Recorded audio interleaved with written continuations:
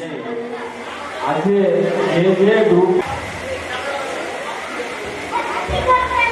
અને મજાના આ બે શબ્દો છે દીક્ષા. તમને ખબર છે દીક્ષા એટલે શું? દીક્ષા એટલે મોક્ષ નગરની રીક્ષા. તમને ખબર છે આ રીક્ષામાં કોણ બેસવાનું છે?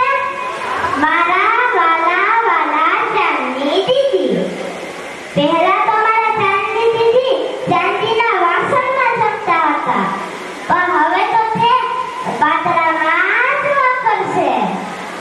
તમને ખબર છે પહેલા તો મારા ચાંદની દીદી ડનલોપની ગાડીમાં સૂતા હતા, પણ હવે તો તે સંથારામાં જ સૂશે. પહેલા તો મારા ચાંદની દીદી સ્કૂટર અને બસમાં જતા હતા, પણ હવે તો તે ફૂલના પગે વિહાર જ કરશે. તમને ખબર છે પહેલા તો મારા ચાંદની દીદી સાડી ડ્રેસ